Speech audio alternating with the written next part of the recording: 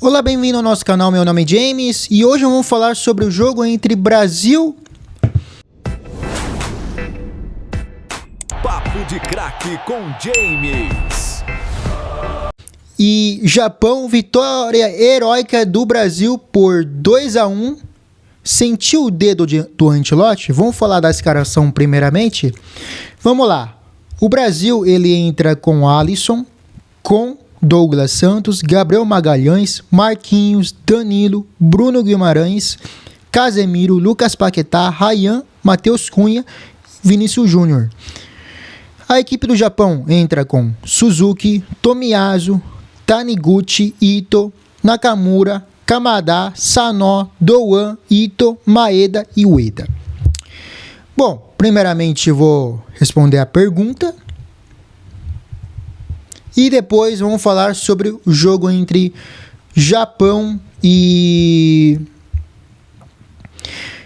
Brasil. Vamos lá. Aqui é a pergunta do Thiago Lopes. James, o Neymar foi para 3 Copas do Mundo e não fez nada. Por que você acha que ele faria algo nessa última Copa? Bom, primeiramente, né? Você votou no Lula 3 vezes e acha que mudou muita, melhorar a sua coisa? Piorou, inclusive? E olha que prometer picanha é muito mais fácil que ganhar a Copa do Mundo, né? Aqui, Scout Ajax 7. Será que estamos errados, Zizão, e Ancelotti está certo? Ele é o técnico e é nós o torcedor. Essa é a realidade, né? Essa é uma realidade nossa, inclusive. Porque o Ancelotti é pentacampeão do Champions, campeão do Champions pelo Real Madrid, recentemente, não foi 10 anos atrás, foi recente, né? Enquanto muitos, como Mauro César, que nunca jogou bola, nunca jogou lugar nenhum, né? Se jogasse na pelada aqui contra mim ou contra aqui na esquina, ele não seria nem reserva, mas ele tem um marra de que foi campeão 10 Copa do Mundo, 5 Champions, 8 Premier League, de acordo com a marra desse Mauro César, né? Marra ele tem, mas para jogar bola, Mauro César, Nado Ribeiro, Tirone, Paulo Mancini, nunca jogou bola, mas parece que manja tudo, né? Pegando o microfone, jogando ar-condicionador. Enfim, essas coisas que a gente tem que ler sempre, né? Bom, o Brasil foi surpreso pelo Japão. O Brasil entra com 4-3-3, né? Varia com 3-2-5, varia com 3. E depois o Japão entra com linha de 5, variando 3-4-2-1 com jogo com a bola, certo? O Japão muda totalmente seu jogo, apostando muito no Nakamura e Doan e depois Ito e Maeda, certo? O Japão, ela tem bom trato com a bola. Quando começa o jogo, o que a gente for pensar? A gente pensaria, que o Japão entraria mais com a bola e o Brasil jogaria o seu estilo mais reativo, apostando no contra-ataque, com jogador extremamente rápido, como é o Vinícius Júnior, como é o Ryan. Né? O que o Brasil fez? O Brasil foi surpreensível pelo Japão, porque o Japão ele entra com linha de 5 fechado, ele fecha muito bem o Vinícius Júnior. Vinícius Júnior, quando tem a bola, ele é surpresamente marcado pelo 2 ou pelos 3 jogadores, né, que é o caso do Nakamura e Ito, e o Brasil tem muita dificuldade para infiltrar passe. O que o Brasil tenta fazer no primeiro tempo? O Paquetá fazendo a função de meia articulador e o Bruno Guimarães fazendo isso, e o Brasil tem muita dificuldade no primeiro tempo. O Brasil foi muito bem nos primeiros 15 minutos. O Brasil foi bem nos primeiros 15 minutos, teve alguma chance no chute fora da área do Bruno Guimarães, do Matheus Cunha, inclusive, que a bola passa, e o goleiro do Japão, o Suzuki, se o Japão tivesse passado hoje, provavelmente o Suzuki seria o destacado do Japão no jogo, né? E Brasil, com pouco espaço, ele tenta alguma jogada pelos lados esquerdo e tem muita pouca chance pelo lado direito. Ryan não foi tão acionado como gostaria de ter. E o Brasil tem muita dificuldade. O Brasil sai errado, o Danilo totalmente, nossa preocupação é sempre o Danilo, né? Talvez o Casemiro, o que se for falar deles, né? O que acontece daí? O Danilo, ele sai errado, tendo Ryan com espaço e liberdade de se acionar pelo lado direito, entrega a bola e o Sanon faz um gol, né? A gente vê 3 erros individuais durante o jogo, durante o lance. Danilo entregando a bola, Casemiro muito atrasado, ele estava com cartão amarelo, eu não sei se ele poderia fazer algo diferente, se fosse, no caso dele, se não tivesse cartão, porque ele corre muito atrasado em relação ao Sanon, e o Gabriel Magalhães também tendo muita dificuldade de marcar, porque ele estava muito atrasado em relação a Sanon também, muito dentro da área, e o Alisson talvez poderia ter tentado feito algo a mais. Então temos 3 condições consecutivas que acontecem no Brasil. O Brasil toma gol, fica muito nervoso no primeiro tempo. O Casemiro, ele começa a errar lance que a gente se surpreende por ser o Casemiro. Ele começa a se atrapalhar entre os companheiros na saída de bola, jogada entre passe muito próximos aos companheiros. E se a gente for pensar, talvez a gente teria tirado o Casemiro, né? Quando a gente vê na TV, a narração na TV, que é o caso da TV que eu estava assistindo, provavelmente eu tiraria Casemiro. Todos você tiraria Casemiro, mas Ancelotti, pentacampeão do Champions, né? Formando a aura em esses 2 Champions, vencendo pelo Real Madrid, banca Casemiro, coincidentemente sai o Paquetá, entra o Endrick. O que acontece? A entrada do Endrick fortalece o ataque do Brasil, porque você tem 2 jogadores, que é o Endrick, que é o Matheus Cunha, e eles jogam no ataque, você encurrala, o Japão vai ter que começar a se preocupar na defesa e não poder atacar. O que acontece? O Matheus Cunha jogando com o Endrick no ataque, e jogo sem a bola, ele defende pelo lado esquerdo, o Endrick sozinho na área, ele desloca o Ryan, que jogava mais como segundo atacante, jogando mais pelo ponta direita. Ryan melhora muito no segundo tempo. Outro jogador que inclusive a gente falou pouco acionado, poder tirar Ryan e tirar Casemiro, bancou os 2 e o Brasil cresce no jogo. O Brasil começa a cruzar na área, e esse cruzamento na área eu não acho que foi pela abafa, é pelo planejamento de entender, bom, o Japão tem jogadores baixinhos, o que a gente faz? A gente cruza bola na área. E foi o que o Brasil fez. O Brasil não cruzou bola na área pensando nos atacantes do Endrick, do Matheus Cunha.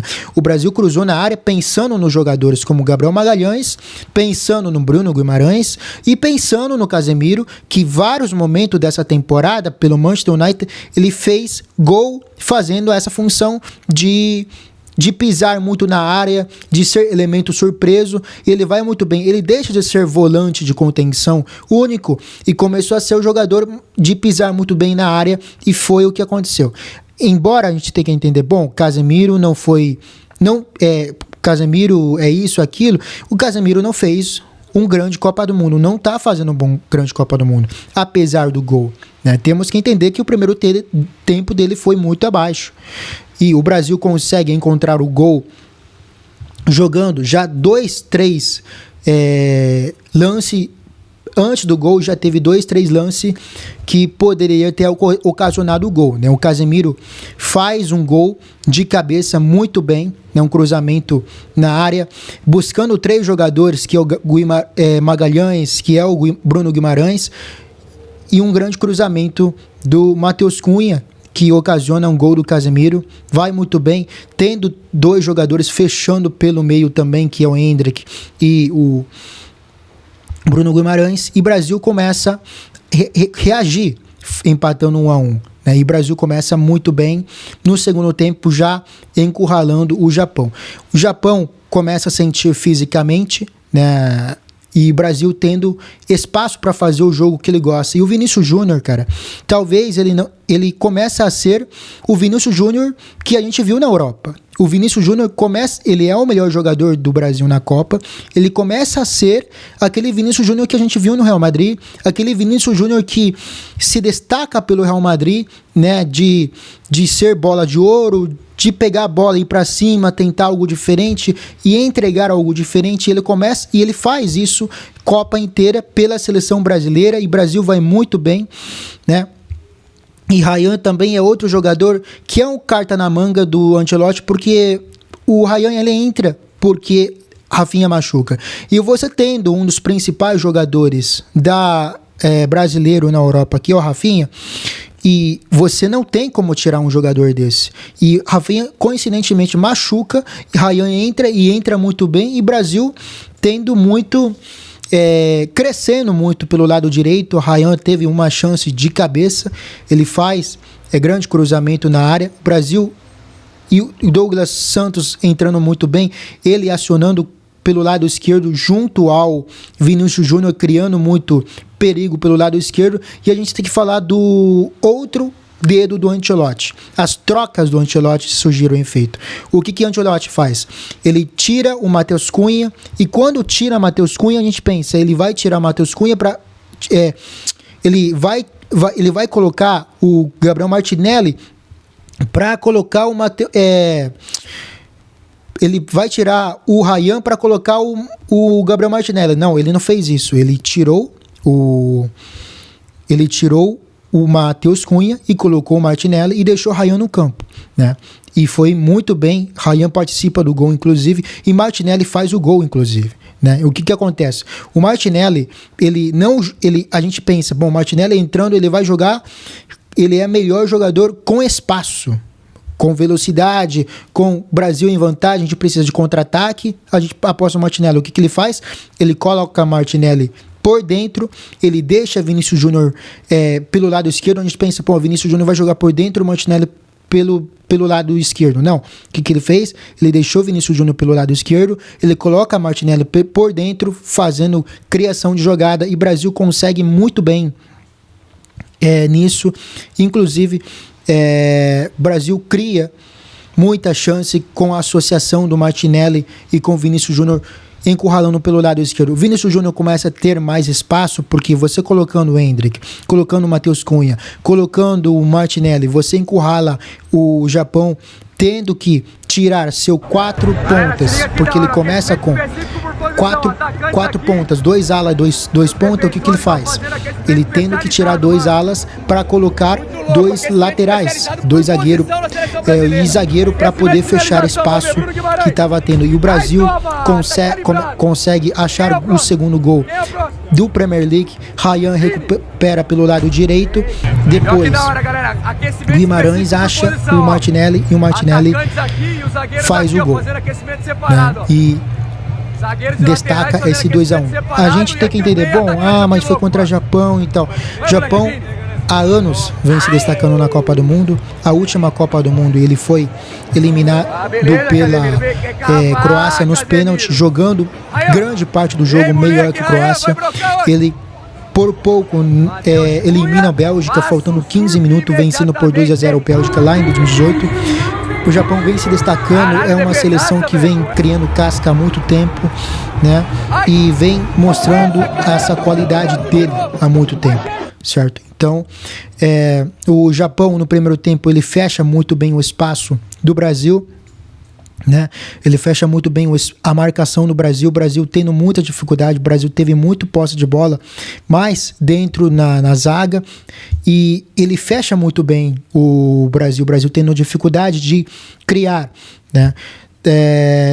E em comparação, o Japão, quando tinha a bola no primeiro tempo, o Japão conseguia desmarcar a marcação do Brasil, ele conseguia arranjar espaço pela movimentação dos seus atacantes pelo ponta, de conseguir desdobrar a marcação do Brasil. Em segundo tempo, o Brasil, com as trocas de Ancelotti, foi muito bem, e colocaram um atacante a mais, fazendo cruzamento com volante subindo muito bem, que é o Casemiro, que é o Guimarães, né, criando muita chance, inclusive, de empatar o jogo, e empata. O Guimarães mostrando o seu aspecto de ser o melhor jogador da partida pelo Brasil, e também é um jogador que vem sendo peça fundamental na criação de jogada no meio-campo pelo Brasil. Então é isso, muito obrigado, até o próximo vídeo, tchau.